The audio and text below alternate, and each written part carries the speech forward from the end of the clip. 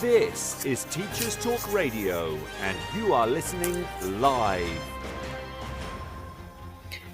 Hello and welcome to my show tonight. I am Hannah Wilson, and tonight we're going to talk about what it's like being a teacher and a single parent.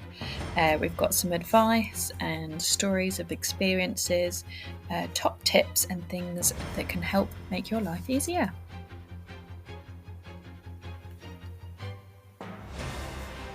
This is Teachers Talk Radio, and you are listening live. Tune in live at ttradio.org, or to join in the conversation, download the Podbean app and search Teachers Talk Radio. Follow the hashtag TTRadio. Tune in, talk it out with Teachers Talk Radio.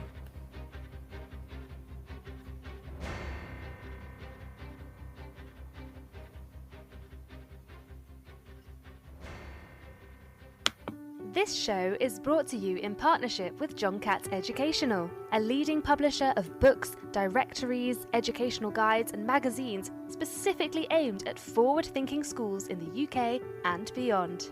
Have you checked out their latest releases? Don't miss out! Visit johncattbookshop.com to explore their full range of titles and advance your own professional development today. Happy reading! Hello and welcome to the show. Looking at stats, there are around 1.8 million single parents in the UK, and that stat is growing. It's becoming far more common, as we know in our schools that we have far more children in our school that are from single parent households, and we have to consider how that affects them, but also us as teachers. There's quite a lot of teachers that will be single parents, and how that affects our teaching. When I became a single parent, there was another single mum at my school, and we became friends when I told her what happened, and I could not have got through it all without her. And I think it is a case of actually we need to share our experiences and help each other cope, because although teaching is great and it means that we have all the holidays and it makes it better in terms of childcare that way, there are a lot of other things that we need to consider and think about and make available to single parent households, and thinking about how we can support them.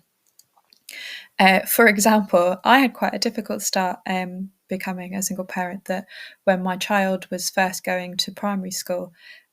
So he has, for context, he's deaf, so he has a speech delay, and he got put at an SRB unit. So this means he has to get a taxi to school. Now, they weren't able to tell me the taxi times until the week before school started in September.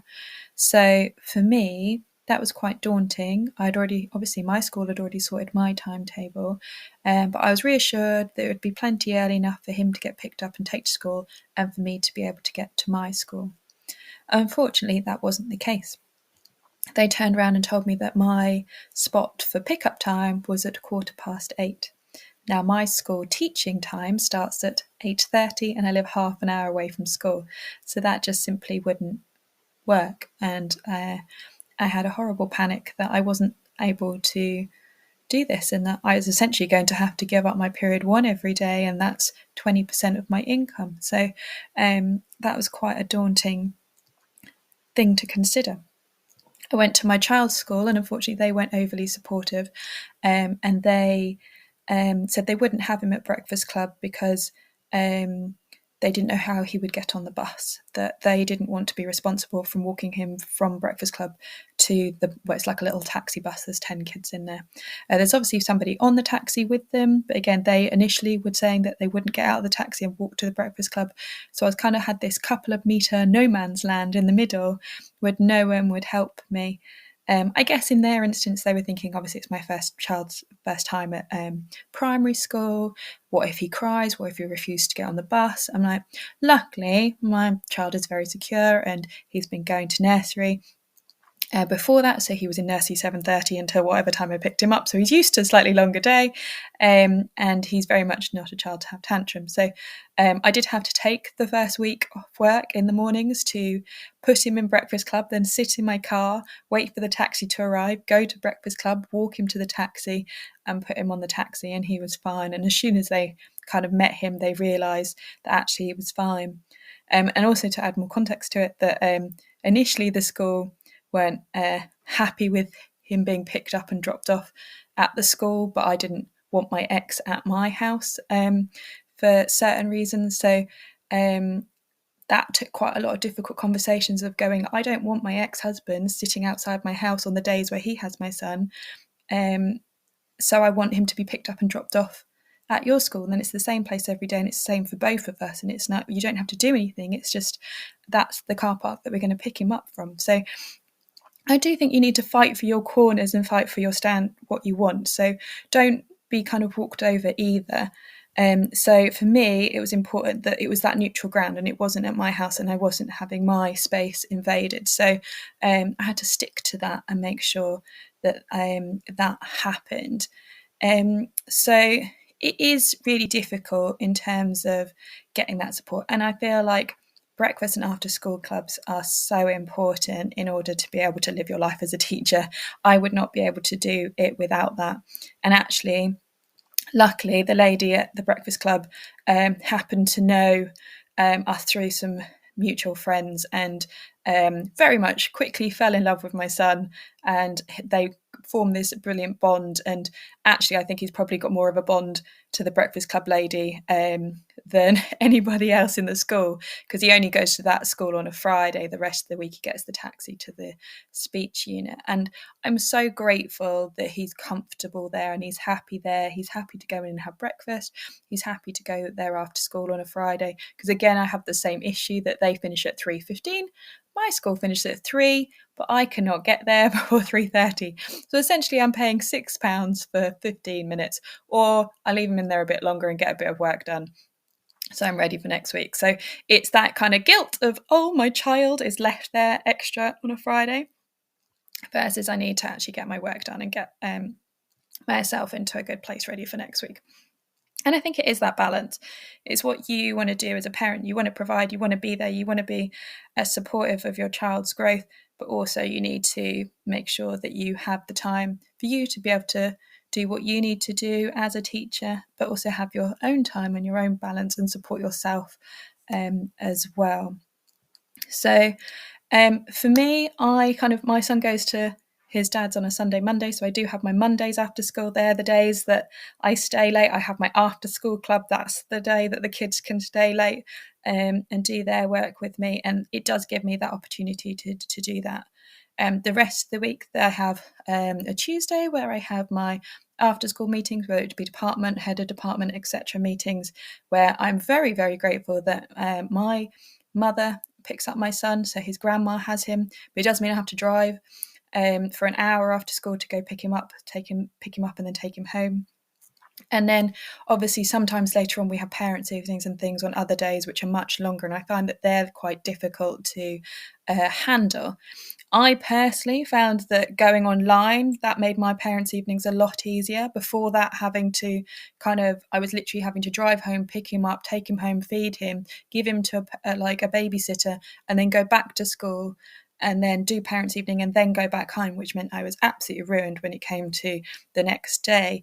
And I think it is that kind of flexibility or working out what works for your staff. So I'm lucky in a sense that my school has kept online parents' evenings, and they very much, we're allowed to set the time. So for me, I set mine as early as possible, so I stay straight after school, and then majority of the time my mum or his grandma will have him, and I can make it back in time to still do my hours. There have been the odd occasion where they've fallen where she's been away, or I feel like I monopolise my grandma quite a lot in the fact that I have two sisters that both have children that also need help. Granted, they live a bit further away.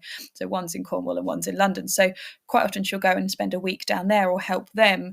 And then if she goes, I am really, really lost with what to do in terms of how I cope with my after school commitment and being a mother. So I have done it that occasionally I've left 15 minutes early to be able to go pick him up, and then done some extra appointments on another day, or done some phone calls at lunchtime. So it is having that open communication with your school and seeing what they're able to offer. And I think it is one of those, you have to be open and honest. And I think as senior leadership, they have to be respectful of that and have to be flexible in terms of what they can offer you. And I think as long as you're doing the hours, as long as you go to them with solutions of like, okay, I might have to leave 15 minutes earlier because of childcare, but I will make up those, I will do those phone calls on this day instead. And I think it's having that backup plan there. So you're not just going simply, oh, I can't do it, I've got childcare, because that's when they're going to get annoyed. You have to kind of have the idea of when you're going to do something and how you're going to solve it. So you're still doing your contracted hours, because that's the important bits, and that's where the finer details are within that. So do find somebody else at your school that's a single mum to talk to that you can, or a single dad, and that you can talk to, and find out kind of what they're doing, find out what works for them, because that is really, really useful. Also, obviously, make friends with other parents at your school, because I've got one parent that we're very, very lucky. Both our children go to the same school and go to the same speech school, which is very uncommon, but they're like little two peas in a pod. So if there's any issues, then she can help and pick him up if need be. But don't be afraid to ask. I have complete and utter guilt that I have to ask that I'm not capable of doing something. I'm like, I just physically can't do it, and I have to ask for that help. But it's a case of not being afraid, and that you can ask for help. You can, you don't have to do it all by yourself. Also thinking about kind of that timing of things, really making sure you're prepared and organised and know when things are, know well in advance when you're going to have issues with childcare, know full on kind of how things are going to go in that sense, and have that pre and after school care sorted. And I think it's a case of don't feel guilty as well. Like, breakfast clubs are there for a reason. There's lots of parents that are putting them in there, and use them. They're there for a reason. And at the end of the day, if you kind of add up all of the hours that you work as a teacher, and then we cut out the normal holiday hours, and then we look at what we've got left, we do have a lot more time with our children in terms of holidays, and we reap the benefits there. So it's easy to feel really guilty when you miss them and you're not there to tuck them in, or they're the last person there after school and you're picking them up. But at the end of the day, you do make up that time at other points in the year. And I think that's important not to forget in the grand scheme of things, that we do have to have that balance, that there are these other areas in our lives that we can kind of make it up to them per se. And also I think the great thing is that they do have a teacher. As a parent, I think it's something to aspire to and look up to. And also it means that we're great at communicating, we're great at breaking things down, and we're great at teaching them. So really our children should be the ones that thrive, because they're getting the best from us and they know how to do things themselves. Also, the nice thing about being a single parent that I read in an article that kind of stuck out to me was actually spending quality one-to-one time. So just you and your child, like that's not you and another parent, just you and that child, allows you to develop a unique, stronger bond than if you weren't a single parent. And actually, I would be inclined to agree with that. I feel like I've got a much stronger bond with my child because I spend so much more one-to-one time with him. And it is really quality time. We are very, very close. And he's close with his father as well. But we have a very unique bond that we are very kind of in tune with each other, and have a real great friendship as well. And I think also the fact that generally they say that children from single parent households build up a lot more resilience. So actually the science says that single most common factor of children who develop resilience is at least one stable, committed relationship with a supportive parent, carer or adult. So it might be a case that it could be anybody in their life, but actually our children only need one really stable parent, one amazing committed relationship to thrive. And that's going to help them build those skills as adaptive skill building, positive experience, foundation of resilience. So these children are going to build up a bit of resilience. Then they're going to have to experience things that other children don't have to. But it just means that they're going to build more character. They're going to have to face slightly different things, but they are going to have these stronger relationships because they're going to have more one-to-one time. And it is things that are going to help them become more confident and resilient and more adaptive and more kind of open to kind of different things and trying different things and building that kind of stepping stones to kind of resilience because they've got this extra skill compared to some other children. Right, I'm just going to play us our news. I'm going to get it in nice and early today, and then hopefully my guest Jess will be along shortly. And we'll be discussing some little tips and things about what it's like being a single parent and a teacher and things that you can do to help in terms of your workload and home life and how to cope with the pressures. This show is brought to you in partnership with John Catt Educational, a leading publisher of books, directories, educational guides and magazines specifically aimed at forward-thinking schools in the UK and beyond. Have you checked out their latest releases? Don't miss out! Visit johncattbookshop.com to explore their full range of titles and advance your own professional development today. Happy reading! This is Teachers Talk Radio, and this is Teachers Talk Radio News.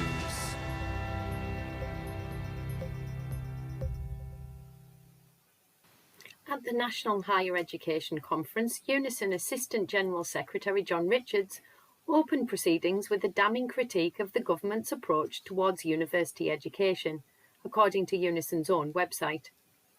Mr. Richards focused on out-of-touch ministers who failed to understand the current funding crisis and pointed out that the funding models across the UK seem to be broken.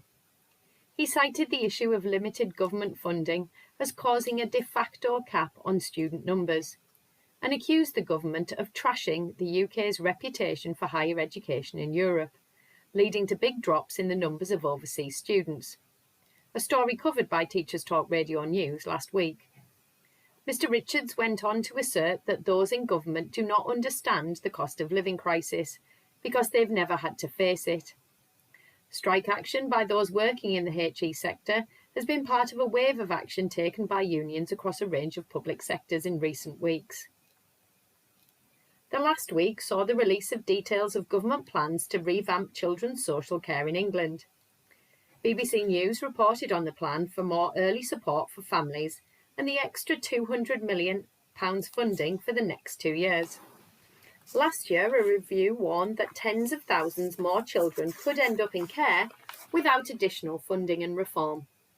The plan has faced criticism that many of the changes are being rolled out as localised pilots rather than a national programme.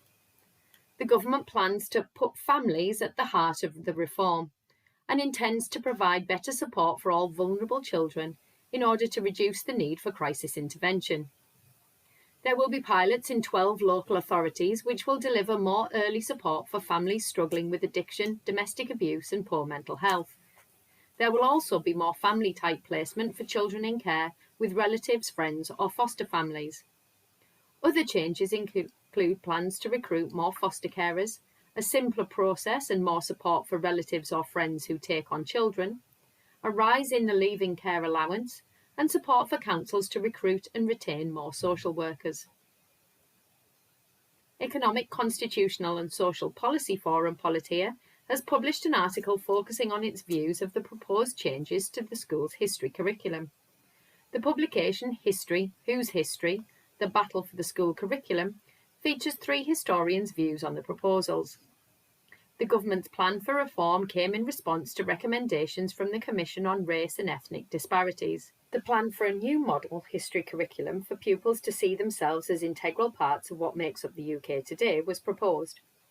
The essays included in the publication focusing on the responses of a variety of academics who all appear to conclude that there is no need for the proposed changes, because diversity is already built in the current programme. Further details of the publication and forum for debate can be found on the Politeia website. Finally, a school principal in a rural part of Northern Ireland has expressed concerns over safety after it emerged that recruitment of lollipop men and women is being frozen. It comes as part of a drive to save money. The current power-sharing deadlock in Stormont meant no budget could be agreed and significant cuts needed to be made. The principal of a rural primary school, Donna Winters, told the BBC that until recently there had been consistent crossing patrol staff that have been vital in making sure pupils can cross roads safely, but that they have not had staff since December.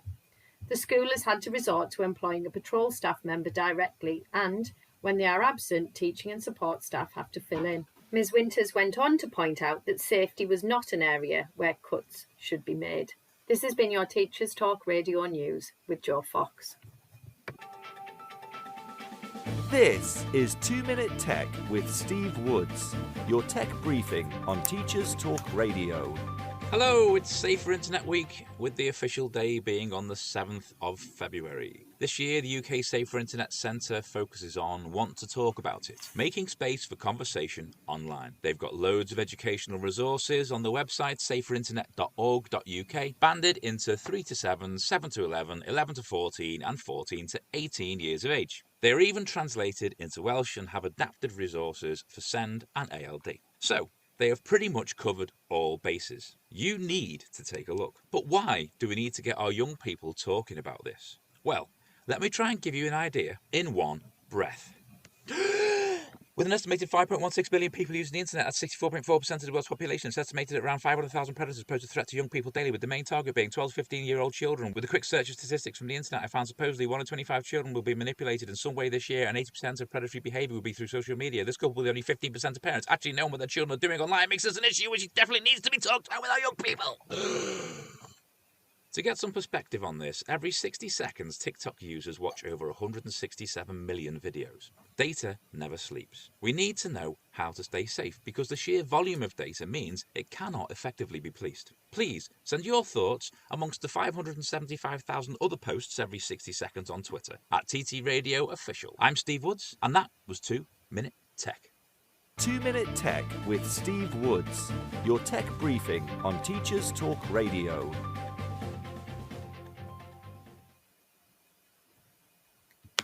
This show is brought to you in partnership with John Catt Educational, a leading publisher of books, directories, educational guides and magazines specifically aimed at forward-thinking schools in the UK and beyond. Have you checked out their latest releases? Don't miss out! Visit johncattbookshop.com to explore their full range of titles and advance your own professional development today. Happy reading! Hello and welcome back after that. Jess is going to be with me shortly. She was on a CPD, the epiphany of a very busy mum. So, and I'm quite similar. Like, I do feel that being a single mum kind of motivates you and makes you want to do better for your children. Like, you want to succeed, you want to do more. And quite often, I have had that chat in the staff room where I've spoken to other middle leaders and with another single mum at the time, and we're like, do you not want to go into SLT? Do you not want to take that next step? And they're like, no, I'm quite comfortable where I am. I'm quite happy where I am. And we're like, no, I want to get further. I want to do the best. I want to provide for my family. I want to not only earn as much as I can, but I want to show them that I'm successful and I've achieved and that they can be anything they want to be. You just have to work hard. And I feel like that's kind of a better thing to show your child, that they can achieve anything, and that actually being a working parent, you're showing them that you can have it all, that you're not going to have an effect on your child if you do work really hard. You can actually show them that that's achievable.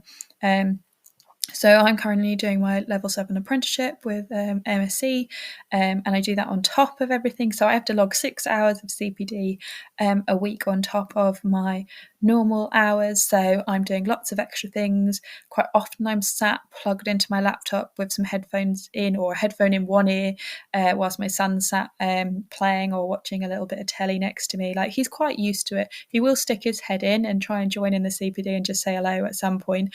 Or even like I'm national subject lead, so I have to run quite a lot of CPDs for the trust, but that time is decided by the trust. That's not decided by me. So sometimes they're quite often at 4 o'clock to give people a chance to get home.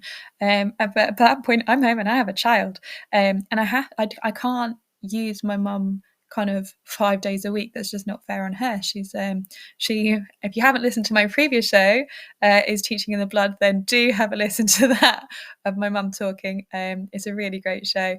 But yeah, she retired from teaching at 73, so I can't expect too much from her as well. But I also know that when she does have him, my son is being taught, as her favourite thing is chocolate button maths, where she's teaching him maths, but he gets to eat the chocolate buttons to do the subtraction. So I know that even if he is with her, he's getting quality education. My child has no opportunity just to sit. I think that's one of the benefits of being a child of a teacher, is like, you will always learn. Everything is a teaching opportunity. Even in the holidays, your child will always be taught something. So in that respect, it's good that they're kind of always having that input, no matter kind of where they are. But I do think in terms of that, he'll stick his head into my CPD, and like quite often, a lot of my trust teachers all know who he is by now, and he'll say hello. But generally, he's quite well behaved. I think also, like, he had a baptism of fire with the COVID, of the me trying to teach online learning and him sat on my shoulders. Like, my students were quite aware that I had a young child. That one was slightly more difficult than it is now, and especially I think. I was lucky in the fact that I had a trainee teacher at the time, and she did a lot of my online lessons, and I was sat in with her, and I would sit with my camera off because my child would literally be sat on my shoulders. Obviously, my tutor group was slightly different. Like, that was a bit of fun, and he quite often joined in on all our tutor activities. But that one I had to do live, and that was on a day where she was online training. And he found it absolutely hilarious because he knew I couldn't tell him off. He's normally such a well-behaved little boy, but he knew I couldn't tell him off in front of my tutor group online live, where I had 30 kids online. He would go and play the piano. He'd go get all his toys and pour them out in front of me. He thought it was absolutely hilarious. So there are times where it is out of our hands, and we just have to do what we can do with the situation. So it is difficult, and there are moments, but I think also it makes us human. And I think in that respect, one of my teacher friends, she got me a Mother's Day present, which was a badge that says, "You got this, Mama," and I wear it on my coat. And one of my students actually saw it and was like, "Why are you wearing that pin?" And I was like, explained it, and she was like, "Oh, so you're a single mum?" And I was like, "Yes." And she's like, it was kind of a bit of a light bulb moment for this little slightly troublesome student, that you could be a single parent and you can be successful. And I think that's interesting for them as well. And I'm quite open about the fact that I am a single mum, and that if, like, my child's sick, I'm going to have to take that day off. Like, there's nobody else to do it. It is just me. I am going to have to take that day off. If my child has a hospital appointment, and my child has a lot of them, that's where I'm going to have to go. Like, and quite often as well, like, I have had to take I've had to be paid deducted because my child is disabled and he has a large number of hospital appointments, and it goes over their allowance. But I'd rather take an afternoon off than call in sick and take a whole day off just to take him to the hospital. So from a moral point of view, that's me being open and honest with my school. But unfortunately, it's just one of those trust rules that has to go. But there isn't quite often, and I don't want to miss my child's hospital appointments. I don't want to send him with someone else. I want to be there. So it's one of those, and same as when he is sick, he is going to want me. I can't and it's not fair to let my mum look after him when she's sick either. So it is one of those that you do have a lot of guilt, and there is a lot of pressure on you, but it is important. But I think being an open and honest, and kind of, like I said, having that little kind of glint to these students that I'm actually a single mother, that it kind of really changed their attitude towards me. Apologies, that's my alarm going off. I'm on injections, I've got a blood clot, so if I sound a bit funny, that's what's going on with my voice at the moment. Hopefully I don't sound too abnormal compared to my previous shows, but I do think it's interesting and important to think about kind of yourself and what you want to get out of it and what you can do as a single parent and what you want to do. I mean, certainly from a school point of view, I do think they need to consider it. I remember when I went in for to a school CPD, the first CPD actually after I split with my husband, and one of the CPDs was on child welfare. Now I had told my SLT what had happened, so they were aware, but I don't think they'd perhaps considered what had happened and what they were about to present. So they presented a session on children and children that had different backgrounds and what would affect them. And they said that children from single parent households quite often had the same level as children that came from abusive backgrounds or whose parents had alcohol issues. And I just found that suddenly really like a lot of information to take in and really insensitive. I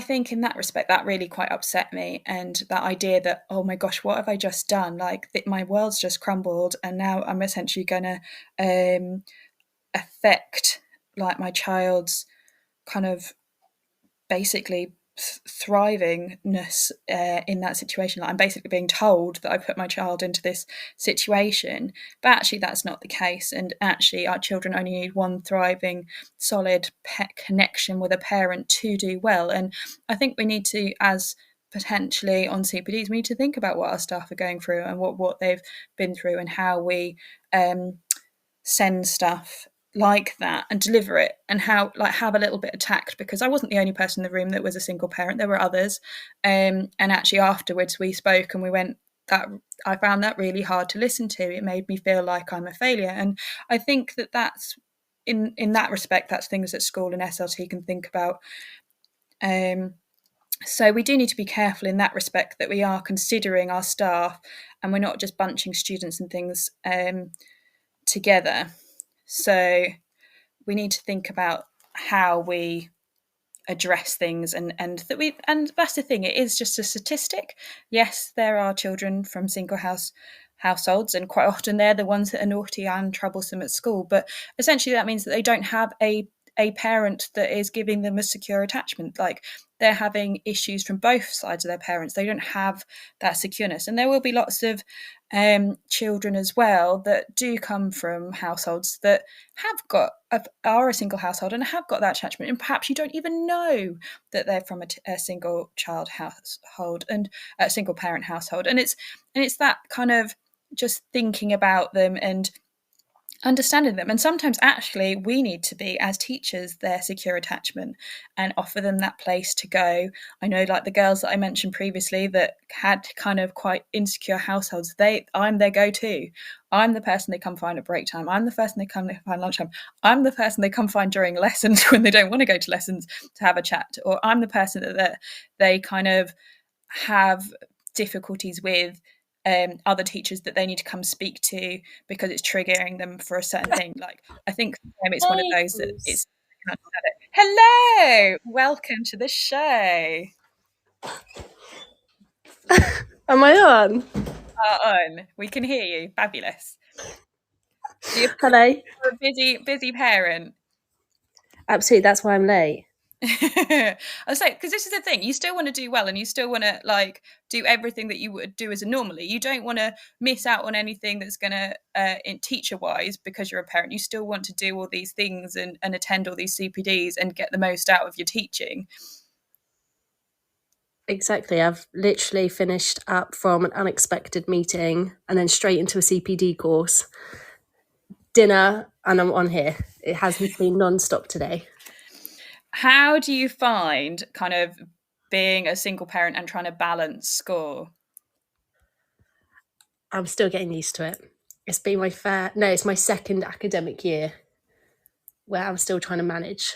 And I've gone back full time. So our school is 5.5 days a week.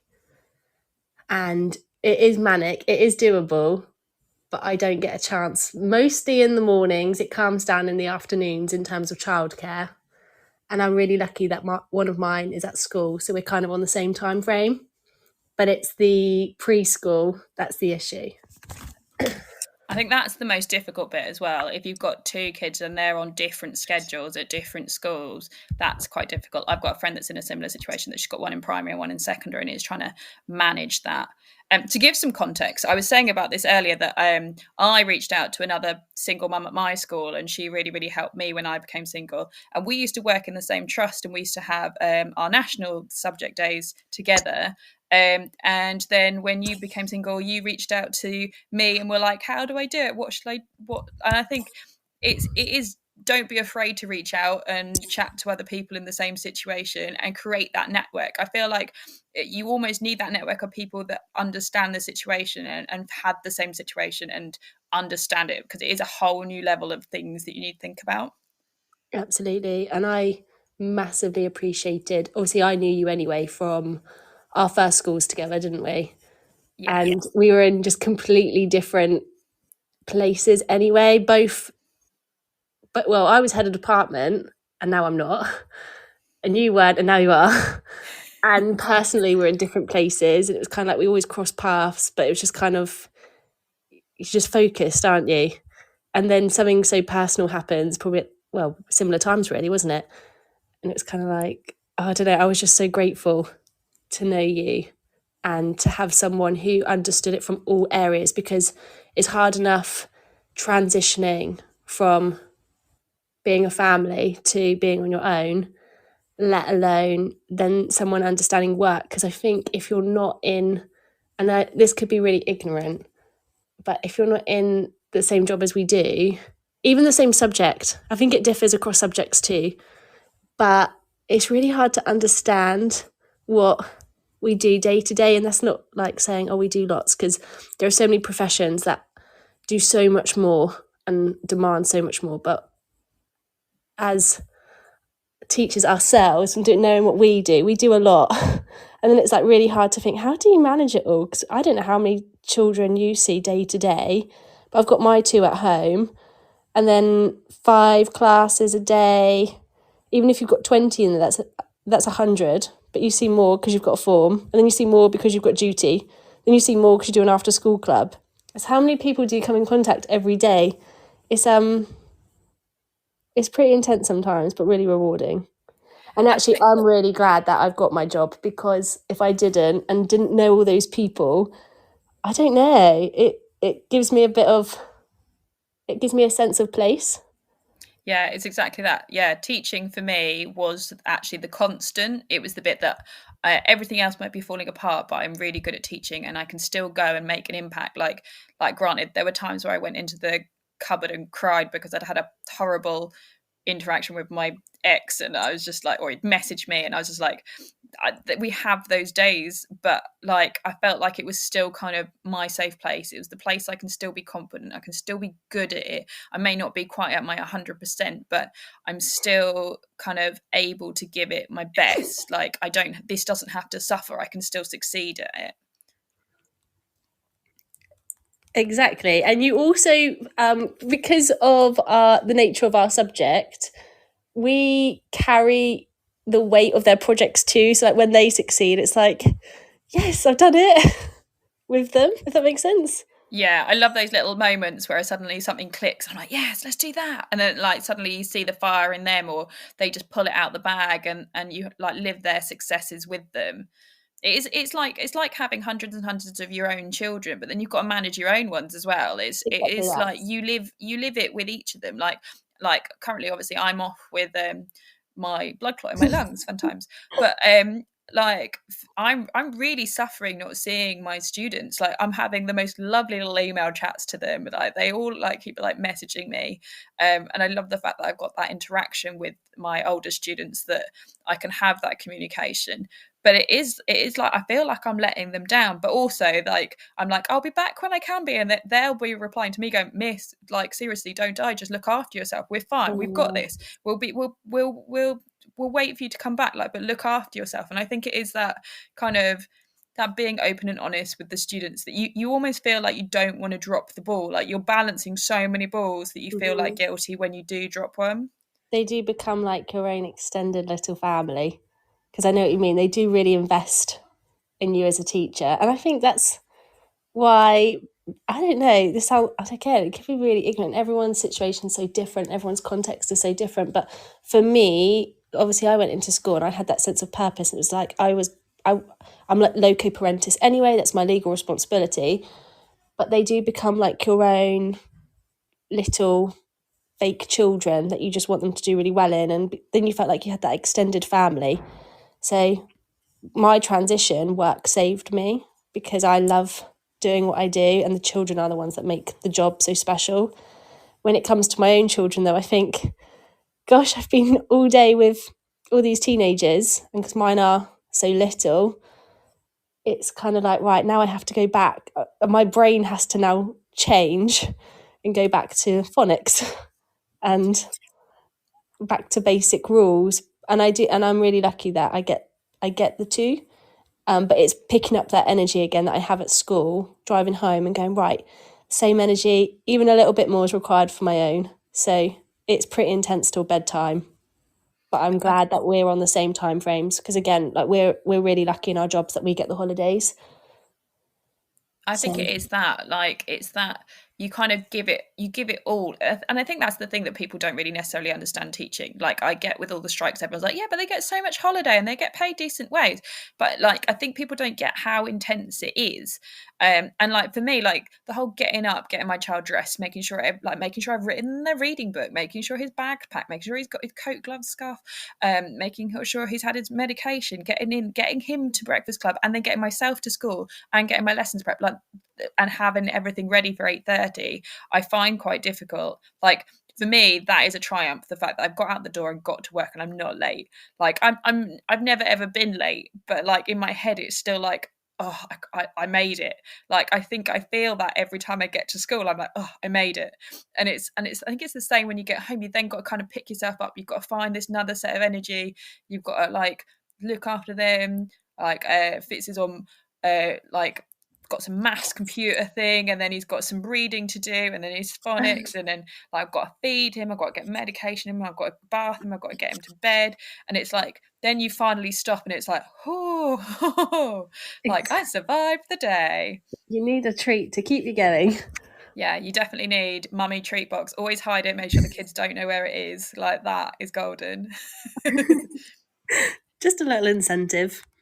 And I think it's then like giving yourself a break. Like I very much I'm a big thing in terms of managing as a parent, is I batch cook a lot of things in the holidays, so that when it comes to school term time, I have enough for at least one or two meals in the evenings during the weeks, that I don't really have to cook except for like heat up. I know that he's getting all the nutrients from it. And that is like my big top tip. Or something that I've got homemade meatballs and sauce in the freezer that I can pop in the slow cooker and it's done for when I get home. Like, or on a Sunday night, making sure I do a slow cooker meal on a Sunday night, put it in the fridge so it's ready to go on the Monday, so it's good for when I get home. Like those little tiny things that you do at other points when you don't have the pressures are the bits that help you when it does get tough. Especially like I find, like, had I been at school this week or the week before, the couple of weeks before half term, where it's really starting to all kick in, having parents' evenings and reports and things like that, having those little things on the side that make your life a little bit easier do help. Yes, I agree. I wish I was better at batch cooking. When I used to batch cook, my life ran so much more smoothly. But that was at my old school, and it meant I had like stricter routines. Whereas now I'm at a boarding school, And although I still have strict routines, because I now do after school clubs that run later because we've got borders, I am lucky that I get dinner at my school, which on those days I massively, massively appreciate being looked after, because if not, because you're the constant and you're the one that holds the house up and you're the one that's cooking for everyone all of the time, you don't get that respite of coming home and just having that extra pair of hands to go, you've had a long day, we'll do cooking or having something ready, because I don't. And because of my child's schedule in terms of co-parenting, it doesn't allow me to batch cook very well because of how frequent they're not at home. Yeah. So because I work in a boarding school, it is a lot easier to kind of go, oh, can you take care of me, please? Yeah, And feed me, but I if think not, I that's won't important. eat. Have even if you said to yourself, right, every Wednesday I'm going to treat myself to a school lunch, that's just taking that pressure off midweek, and it will help you get over it or get to that kind of little bit. And I think they're the little tips, like the bits that kind of keep you going and help you when it does get tough, is like, don't be afraid. Like, if you need to buy a school lunch, buy yourself a school lunch. Like, don't make it harder than it needs to be. We all have those days, and it's okay to kind of just take what somebody will give you. Like I'm and also this is also like an amazing tip: make friends with the catering lady. Like, the catering teacher is like one of my closest friends, but her daughter actually lives in my village and babysits for me. But literally, if she's having a cooking demonstration and showing the kids how to cook something, she like wraps that up and gives it to me and sends it home with me, because she knows that like I struggle. So I'm just like, it's like literally every now and then, oh, I've made this, do you have this? Sometimes she'll even send it through. Like when I came back when I wasn't very well from work, when I broke my foot and was back at work a couple of weeks ago, she sent one of the kids through to my classroom with poached eggs on toast, because she knew I hadn't had breakfast, but that was her demonstration for the morning. So I'm like sat there going, I'm just going to eat this in my year 11 art class, it's fine. But they're quite well aware. But the kids even do it. The kids will bring me brownies and stuff. I think they just think I just don't look after myself. So like, oh, Miss will eat it, it'll be fine. Actually, it's really incredible with how many members of staff there are that have been in that same situation. So for me, at my school, I'm one of the youngest teachers, because historically people just stay. And when you get talking to people, it's like, oh, where was you? And it's like, what? You seem so like sorted. And it's like, yeah, but it's been 20 years or 30 years or 15 years or however long it's been. And so many people have been or are in the same situation, but no one really talks about it. And when you do start talking about it, the relationships you make are better. I don't know if it's because people feel sorry for you or not, but people just want to help. People want to kind of like be there and supportive. Like, our school was very close. I remember the first person I ever met at the college, and I was outside teaching year 7s, and he came up to me and he introduced himself, and I was like, oh, hi, like, nice to meet you. And when actually I went through my breakup, he saw me outside of school in a shop, and he went, hi, Jess, how are you? And I just cried. And I was like, it's the first friendly face I've remembered. And since then, he has been so supportive. And it's like, I know I've got a good friend there. I just go to him and be like, I'm having a bad day, or I need to have a vent. And but then he's actively encouraged, like, why didn't you do this, or why didn't you do that? And I know so and so, and and then before you know it, you've made like a little community, even up to the principal. Like, our principal's really supportive. She's very maternal. And I know if I've ever had like an issue, especially around childcare, she's like, you need to put your family first. So she's very like family orientated, to the point she's asking me now, as of today, do we think we need a better childcare provision for families? And I was like, oh my gosh, how incredible that that's even being considered. Because before then it's not. I think that really is really lucky. important, that especially if you're looking for a job or taking a job, that finding out what kind of that would be a question that I would ask SLT, like at an interview, like what is this school like in terms of childcare? Like, are they supportive if they have it? I was talking earlier about how, like, I do have a child that is disabled. He has got a lot more hospital appointments than normal children, and I want to be there for those. I don't want to send him with his grandma and not know what's going on with his health. Like, it's important for me to be there, and I want a school that was supportive. And like, essentially, I went over my hours, and my line manager had to give me this contract to say, look, you've gone over your hours of allowance for childcare, like, we're going to have to deduct your pay. But it was because it was a trust thing, and she was like, I really do not want to give you this because you do after schools week after week unpaid, you do intervention in the holidays. Like, the amount of hours I give the school extra versus the amount of hours that I go for hospital appointments, like, are two in the same. Like, I feel like I give as much as I take, if that makes sense. And I think I'm not like, oh, my kid sneezed, I'm going to be off. Like, I'm like, very much, I think you do become that as a single parent as well. You're like, right. And I think most parents are, especially teacher ones, like, I'm going to dose you up and you are going in, like, unless they send you home, you are in school kind of thing. Like, you're like, yeah, you have to be really, really sick for me to say stay home. So I do feel guilty in that respect. I'm like, nope, you're not sick enough, you're going in. But that resilience. Yes, exactly. And I think that was one of the facts that I found out looking into this, is that actually kids from single parent households are more resilient, and actually they do better in life because of the ones that are successful in building up that resilience and using it. And I certainly see that in my child. My child is very resilient. He's very he's fine with everything that he has kind of medically, and he'll go to the doctors and go to the hospital. Literally everyone's like, oh my gosh, he's so amazing. And I just think, that's exactly what I was about to say. He's such a good kid. We like hanging out with him. Yeah, well, I think yours are as well. I think it's that thing that you worry that you're letting them down, but actually we're doing the opposite. We're just showing them that you have to work hard, and you can have that kind of balance, and that we do make it up for them in the holidays. Like, we do have that quality one-to-one time that's going to build those stronger bonds with them and build those memories, but they're just kind of all clumped together in the holidays. But there is also, I had this, I don't know whether you had it. Did you have the presumption that because you're a teacher, you would just have the children the holidays all the time? That's been my reality up until the last holiday. Yeah. It's like, well, you have all that time off. So what am I supposed to do? I don't have all that time off. It's like, so I have had that for the past couple of years, but the last holiday was a nice evenly split. And I say nice because as much as I would love to have them all the time, one, I actually sometimes need a break because it's so intense.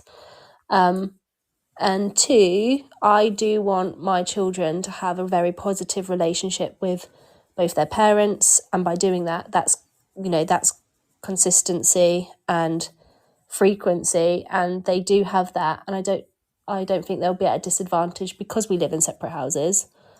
For that, there's so many contexts, and as teachers, we appreciate and understand that because we have so many students that come through our doors in completely different contexts every single day. And as I've already mentioned, I'm in a boarding school. I've got students that don't ever see their parents from term to term. They're very resilient. Yeah. So I think as long as we do our bit, and yeah, with holidays, I hope it continues, but equally it's like, well, we get used, like you say, you get that one-to-one time with them. It just means you don't feel like you've got a holiday when you go back. I think that's one of the most difficult bits, is that actually people are like, you're on your knees sometimes at the end of terms and things, and you're like, oh God, I need this break. And you get to it and you don't actually have it. And actually sometimes, because I only get like 2 days. So if, like, when I get to half term, I'm going to have 2 days to myself, and then, which you kind of need to recover. And then I'm a full-time parent for the rest of the holidays, and that's it. And it's like, it is difficult because I don't think we ever get quite as recharged as, like, if you were in a 2-parent household. You don't kind of necessarily have that. It is kind of a little bit more intense in that respect. No, I agree. But I think we've become better at multitasking. You have to learn to do two things at once. Like I very much get more, I think, done in my teacher day than most people. Like I will do two things at once. I will work through my break, I will work through my lunch, so I don't have to take it home. And I'm very conscious if I try not to take things home, or if I do, I don't do it until he goes to bed. And I don't really want to be doing that. I want that hour or two in the evening that are just for me. Otherwise, you're just going to basically burn yourself out. Yeah, I have got more. I actually would say since becoming a parent, regardless of any circumstance, I got better with boundaries, because beforehand I would work. I would get up early and go into work, say an hour and a half before I started, just to get admin done, start the day, go for it, stay late, do my training, and just work, come back and be like, right, I've got to do this for tomorrow. And it was just constant. Whereas when I had children, it was actually, I have got to like preserve myself. If not, I'm not going to be the best teacher anyway. And so I got better at using time, like you say, at lunchtimes. I now have where I am now, I have a longer lunch, so I have over an hour. That is essentially a free period. So I see it as grab lunch, free period, unless I'm pulled for meetings. And if I am doing work in the evenings, it is admin only, and that is once the children are in bed, so it doesn't impact on my time at all. So I've had to be stricter on myself. And I was talking about this today because I saw something about you are replaceable at work, but you're not replaceable at home. So it's like, I've got to be present. I can't be sat there on my emails or sat there going, hold on a minute, I've just got to mark this, because what's that then teaching them? I've got to be present for them. Yeah. And I do that from sometimes, particularly like more if I try and squeeze in an evening CPD. I'm like, Mummy, just listening to this, just give me 10 more minutes. But he's very understanding of it, bless him. But it is, I think that is, I certainly feeling it, having been quite sick recently. Like it's made me realize like I am completely replaceable, but actually, if I go into work and push myself and go to work too early and make myself sicker, then the person that's going to suffer is my son. And like at the end of the day, I have to make sure that I'm fully fit and I'm not kind of going back into work and getting myself sicker and then not able to kind of give him what he needs at home. But also, he's an absolute gent and has been very good at looking after me. So there are the benefits in that respect. He's very good at looking after me too. And I think that's because like he's so used to kind of seeing me model it, I guess. Yeah, and there's no one size fits all. Like you could see it as a negative, but like you say, there's a positive to come from it. Whereas some children won't ever have to do that, but then they won't ever develop different skills. So no matter how you see something, there is always a positive to come from it. And some people will be listening or will talk about it and see it as a really negative. You know, I've had the comments, how on earth do you work full time? Do you not care that you're missing out? How do you work full time? How can you be a fully blown immersed parent? How can you work full time? Do you not feel like you're missing out? And I think every time someone says that, although it might be driven by curiosity, it really hurts, because I made a decision long before the split to be part-time, to be present, because I felt like being part-time to be present for the children. And I had a decision to make. I either jack in everything I've worked hard for and spend all the time with the children, even though one of them's at school anyway, or I work full-time to provide financially, to give them that security, to give them that disposable income to do things with them, and role model good, strict behaviours.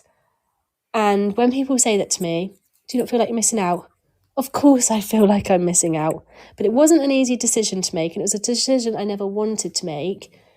But when people say it, I don't think they mean to be mean, but it actually is really upsetting. And then I think, hold on a minute, if I calculate the time I get in a year, this is the positive, I calculate the time I get compared to the 1 day a week I could get if I worked part-time. I get more time. Time. It just feels intense. And I always say and you'll know this because I've said it to you, during term time, I'm not the most sociable person, because it is just, I've got to get through this term. And I hit half term and let's do this. Let's go out. Let's do this. I can, because I've got that strict boundary again, because I can be me and free and just do whatever. But at school, it's like you say, it's that routine, and I'm not going to miss out the time I do get. So I need to use all of this now. And I think it is that it's people don't mean it, but when they're like, "Oh, I don't know how you do it all. Like, how do you do it all?" I was like, "I don't have a choice. Like, I have to do it all." And like people like I used to went through his crazy stage, obviously before I broke my foot, of getting up every morning at 6 a.m. and doing a half an hour workout in the morning. I And know like, you, and and this is me thinking you're nuts because I'm in the same situation as you. There is absolutely no chance I could, because at 6 o'clock I can barely open my eyes, even though the children might be up going, I need you. I'm like, no, I need a cup of tea. I need some caffeine before I can even start. But that's the thing for me, that gave me my energy, and it took me a while to get into it. But like, then I almost like relied on it. Like I needed that to give me my energy to get me through the day, and I did feel like so much more energized. And same, this is my other like mummy or daddy top tip for if you're busy in the morning. Like my big thing is that I have protein shakes for breakfast. So like I just pour it in, take it in the car, and I drink it when I get to work. So like having that's an extra like 5-10 minutes where I'm not making myself breakfast and having to tidy it up and what have you. Like for me, that was quite a bit of a game changer. That or I wasn't going to school and going to school hungry and not having the energy levels and then snacking. Like for me, being strict with myself and kind of doing that morning workout and then having that protein shake, so I did start the day right and I wasn't hungry and wasn't grouchy. Like it did make quite a difference to me. Oh yeah, and I've just been talking to a PE teacher about diet and food and how that can affect like how sleepy or how active or energetic you feel. And she's been telling me protein. Yeah. So right, come on, give me your top tips then. Protein heavy meals. The sleep's the big thing, isn't it? The trend this year that actually you need to have your sleep. And I'm quite guilty of that. I'll be like, oh, well, I haven't really actually had that much me time. So I'll just stay up and watch one more thing. And then I'm knackered. Like actually going to bed early and having that self-care and that discipline to make yourself do it, you are going to feel better for it. That's what I'm hoping. I said I was going to start today, but then at school, so I'm very lucky that I get dinners and I get lunch and dinner in my benefit, if you like, because we're a boarding school, and they always put on a hot lunch. And I said today I'm starting, like, we're going away in May. I need, you need to feel good about it. And I said I'm not having any more hot desserts. Do not let me eat any dessert. What was it? My favourite. And I thought I can't turn it down. So I had half. But that's the thing as well, making sure you have something to look forward to. So we're having a girly trip for your birthday to Budapest. And I think it's we've got that thing to look forward to that is just for us and that we don't get to be mummy for that weekend. And it's, yes, you feel really, really, and it's really hard to shake that parent guilt of that mummy guilt of like kind of doing something for yourself. But actually it's really important that you recharge. And I think having those little things to look forward to, it proper gets me through. Oh, I've literally been thinking about it on the way home today. I was thinking how lovely. I mean, obviously we're all mums that are going, and how many of us are teachers in there? 3? Yeah, there's 3 of us that are teachers and 2 that aren't, but all of us haven't like had that time, and it's just going to be a nice chance to be people. Just people that are just seeing me. And yeah, that kind of gives you the incentive. If we didn't work, we wouldn't be able to do that.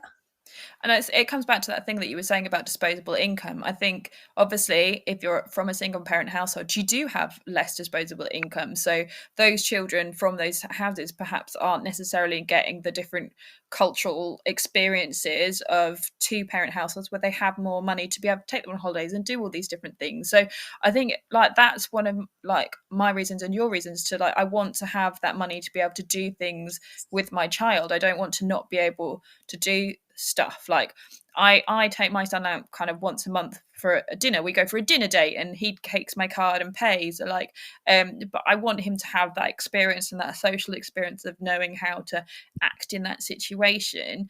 But it's also a lovely little moment for us. But like I do feel guilty about spending it, but then I'm like, no, because it's actually an experience for him. He's going to remember these when he's older, that we used to go for these little dinner dates, and that's going to be something that he liked, as opposed to a takeaway and sitting on the sofa. Like it depends what like that's one of my things. I used to be a very big takeaway eater back when I was married, and actually I'm like, there's better things that I can spend my money on. Like my other very guilty pleasure, and I feel very guilty for saying this, is that I have a cleaner. Like, I wouldn't be able to do it without my cleaner. And I'm like, that money is either a takeaway a week or a cleaner a week, and the cleaner like makes my life so much better. And I did persuade one of my other single mummy friends to get a cleaner. She had mine for a little bit, Well, you've and then she definitely moved. persuaded me. I just have to sort it out.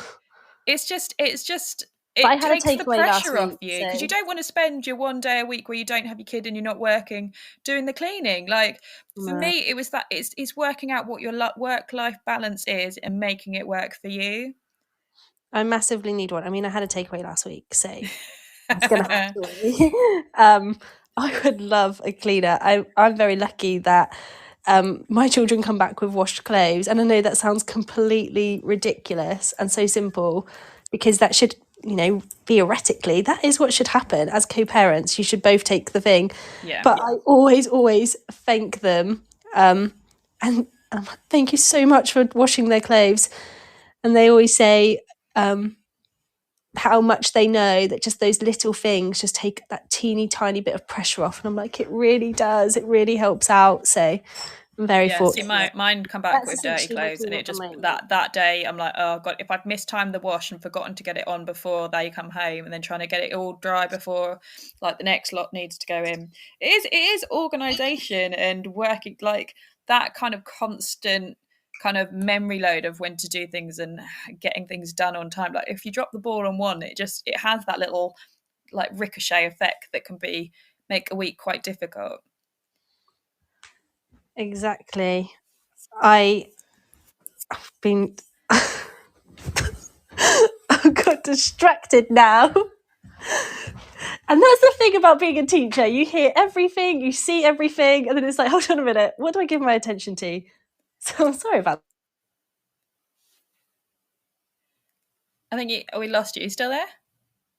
Well, I'm trying to. I don't know if my little boy is there you go. old enough now for little chores. The only time he wants to do chores is at bedtime, because it's now a case of, right, we're going to bed now. He's like, no, I've just got to tidy my room. You never want to tidy your room. You never want to tidy the toys up, but you definitely don't want to go to bed. So now you want to tidy. So see, mine had grandma for a while, and she's taught him to clean. So he will go get like a wipe and like wipe the windows and stuff. And if I go and try and have a shower quick, I'm like, oh, back, mummy's just having a shower. I'll come downstairs and he'd have got the mop out and be cleaning the kitchen floor, and he thinks it's him being really naughty. And I kind of jokingly tell him off, because I'm like, no, do that again. But like, it's obviously really naughty to like do that by yourself. But yeah, he doesn't get the cleaning bug from me, but he loves a bit of a clean. Like, if he spills something, he'll run and go get the floor cleaner and the mop and stuff. I'm just like, oh, see, grandma has taught you well. It isn't me. See, my little girl will just ply me with like fake cups of tea, because she obviously sees how much tea I drink. She's like, cup of tea? I'm like, yeah, go on then. And then I just spend about 5 minutes going, more? Yeah. More? Oh yeah, see, he's quite a dad pan. He doesn't boil the water, but he will get the coffee and the cup and the sugar and the spoon out, and he'll put them all in ready for grandma if he knows that she's coming to make her a coffee, and then she just finishes it off when she gets there. So yeah, child labour is also very, very useful. Teach them life skills. Yeah, exactly. I think that it's that like independence. It's just kind of building that up. Like, I know that full well if he wants breakfast, he's going in the kitchen, getting a plate out, getting himself a croissant out of the bread bin, and he's good to go. Like, and I know people like have come. I was talking to a friend the other day who's got an older kid, and they're just about to start secondary, and they can't sort themselves out their own breakfast. And I just think, well, actually, my child can get himself dressed. Like, he can take himself to the toilet. He can make his breakfast. Like, he takes his medicine without any issues. Like, I think that there is a lot said for having that independence. Like, I've got no qualms with when he disappears off to uni. I know he's going to be fine. Like, he's not going to struggle and not know how to cook. He likes to be involved. Yeah, I think they definitely do. And I think they pick up on the fact that we are doing it, and they see that. And like you said earlier about role modelling, they almost want to get involved. And I know, it was a couple of months ago now, before Christmas, I got a sick bug, the classic sickness bugs before Christmas. And I woke, my little boy had it, and obviously, ultimately, I got it. And I woke up, and they were so sweet. And I was like, oh, just stay in your room a minute. go to the toilet to obviously, be sick. And before I knew it, I had Isla, my little girl, with toilet tissue next to me, and my little boy had gone and got me some water. And as I finished, I flushed the chain, and my little girl was like, for your nose. And then my little boy had made me a drink. Bless them. And I went to sit down. I was like, let's just snuggle up and watch a film. And before, again, I just sat there, and my little boy had got up. About 5 minutes later, he come in with 3 crumpets that had been toasted. One for him, one for his sister, and one for me. And I just cried. And I was like, I don't know what I did to deserve such a caring little boy, because he is so little, but he obviously watches and he knows that's what I would do. Well, hopefully he knows that's what I do for him, because that's what I do. And I just felt so, I don't know the word. I was very emotional, because I felt so lucky that he had that in him to recognise that actually mummy needs looking after. And that's both sad and really, really sweet. So they are quite compassionate. They obviously have their moments, but they are little. And I do think they'll grow up to be quite nurturing and empathetic people, which is nice. They look out for each other, because they are siblings. And so I'm from a split family. So I have 2 sisters. I do have other siblings, but me and my 2 sisters have the same biological mum and dad. So we travelled as a pack, but on weekends, one to my mum's, one to my dad's. And I am so fortunate to be so close to them. I'm close in age anyway. And although we don't live together anymore, I 100% know they've got my back. And through my toughest times, they've been there. They are my little cheerleaders. And I see that in my children, because they travel to and from. They are their unit.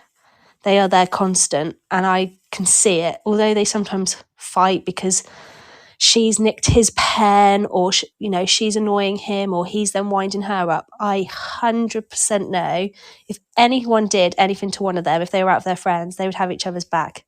I just know it, because they do love each other dearly, but they've had to create that stronger bond between them, I think.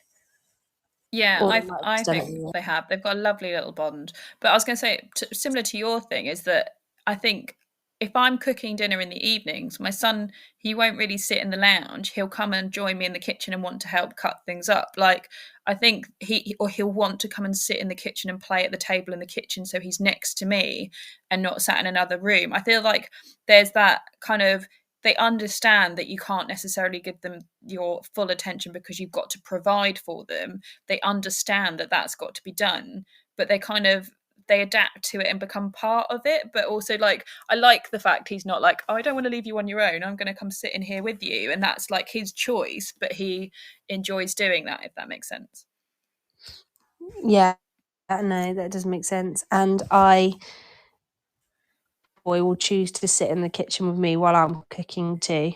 Not necessarily sometimes to watch, but he'll just colour, or he'll chat to me, or we'll spell out words that he has to kind of recognise. It is a special time, even though you're productive and you're like, I've got to cook dinner. You can they don't miss out on that time because you've got to do something that's got to be done. I mean, my big thing that I've realised this week is that, so last week, obviously my son gets a taxi to and from the other school 4 days a week. So it's actually only in the village school 1 day a week. But I have never dropped him off and picked him up from school before until last week. And this is obviously his 2nd year in that school. So for me, I felt this almost massive mummy guilt that I'm like, I don't know any of these other parents, and I've never actually done this before. Like, my child is always in breakfast club and always in after school. It was quite a weird sensation, but I know it's a necessity, and I know he's fine. And he loves the breakfast club staff, and he loves all the other kids in the breakfast club. He loves socializing with older kids. But I really had bad mummy guilt. I'm like, oh God, I don't do this enough. Yeah. See, I've gone the opposite way, because I found, so when I started back this academic year, I've gone back full time, and as a full-time member of staff, you have to take on a form. Now, form time starts when my little boy's school starts, and I had to campaign to say, I can't split myself into two. I don't know what you want me to do, but I can't fulfill my responsibility as a form tutor because I'm needed at school. And I was fortunate. Obviously, I had several conversations at my school and they did accommodate, but it became quite stressful for me. So I have made the decision to take up the extra cost, which kind of defeats the object of going full time, but take up the extra cost of putting them into breakfast club. I'm really lucky that my school is very small, so I've already built good relationships with the parents there, and I am lucky that one of his teachers I teach at high school, so she understands. They really do get it. In fact, I've taught both. My little boy's got 2 teachers, and both their children go to my school, and I've taught both of them, so they get it, and they are very understanding there. But I have that. I'm not going to drop him off to school anymore. I drop him off to a breakfast club. He, like yours, they're fine with it, and that will just be their norm. But there is that immense, gosh, I'm having to pay more, get up earlier, put them into a club where I miss out on that special time just to go to work. And that's where I then start thinking, this is where then you're like, oh, I feel like this is unfair. But equally, there's always a positive. Like I say, there's always a positive. I'm fortunate that I can do that, and I'm fortunate I can fulfill my role. And now I'm getting paid what I should be paid to fulfill my responsibility. And it's not forever, and it's for such a short time, and I still get my holidays. And it's like, I'm just so thankful that I am on the same time as him at school. I feel more guilt for my littlest one because I got more time with my eldest, especially with lockdown. I got an extra year. Then I had maternity with my little one, and I got maternity leave with him.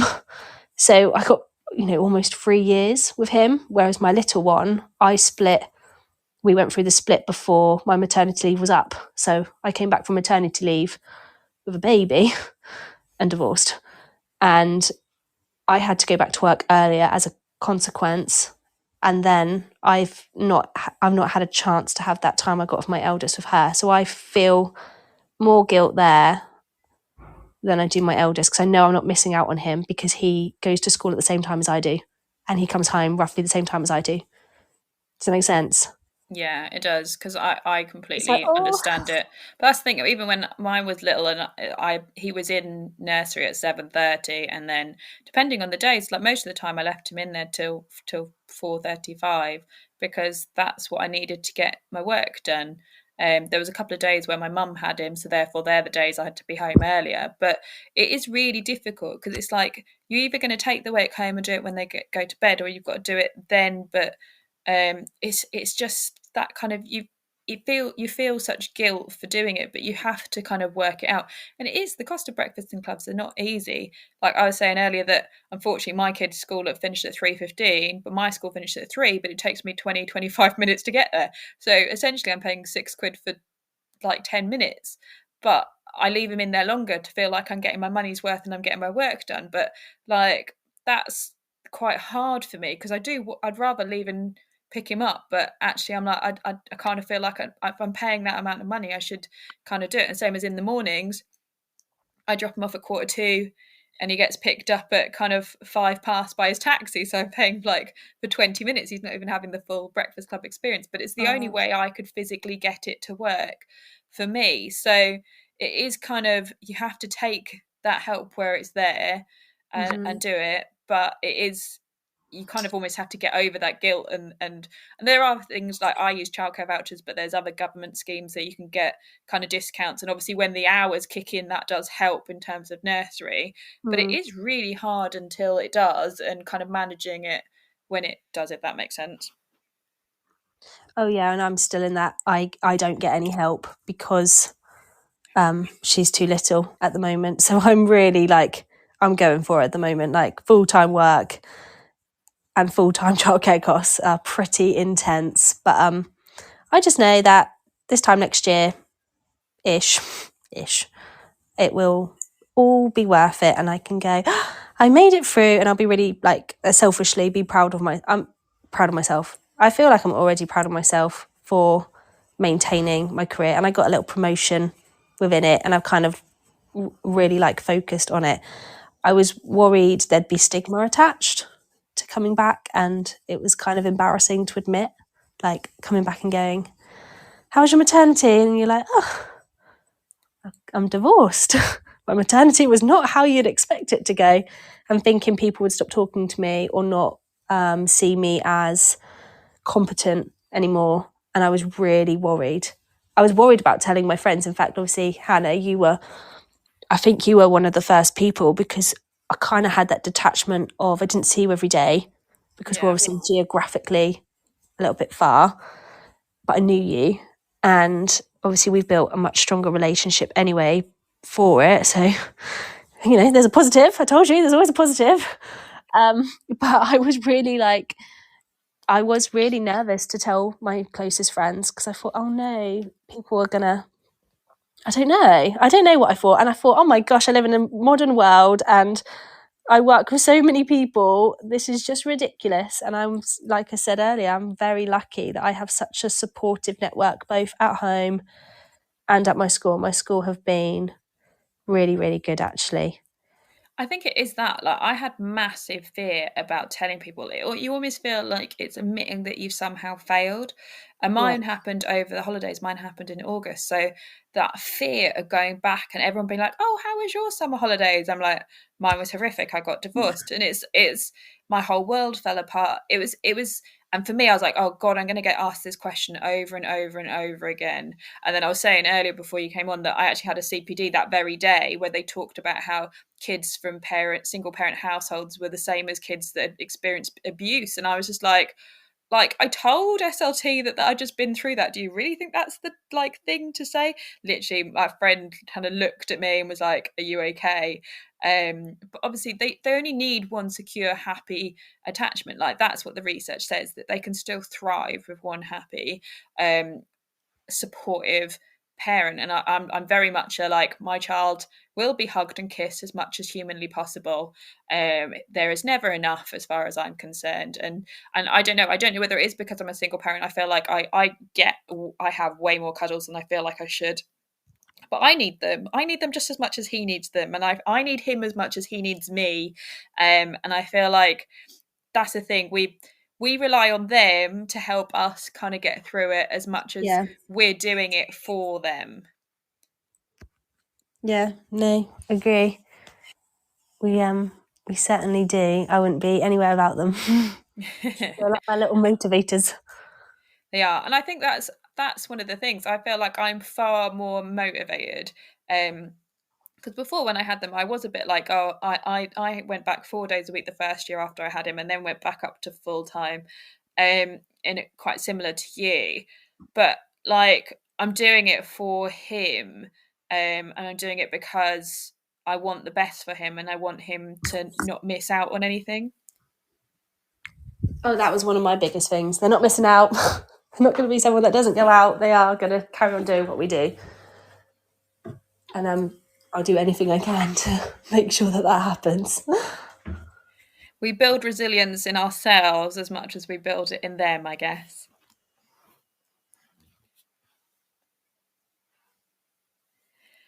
I thought we're coming near to the end of the show, but I have found this lovely little quote that I thought would be good to kind of discuss at the end. So, the best you can do is good enough.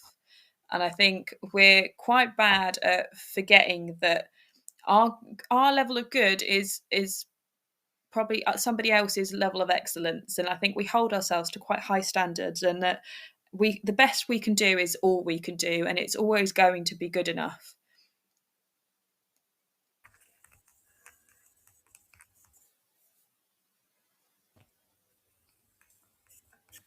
You've cut out, Jess. Are you still there? I was going to say, I literally just lost you then. I was saying that the best you can do is good enough. You can only do your best, and that's all we can ask for. You sometimes put pressure on yourselves to do more, but actually the best we can do is going to be good enough for them. And that is it. It goes right back to simplistics and basics. They need basic needs met, not. So on that note, we're going to finish our show. I hope you've enjoyed it today. Feel free to message me if you've got any questions or any ideas or want to come on another show. And don't forget, you can listen back to other shows on there as well.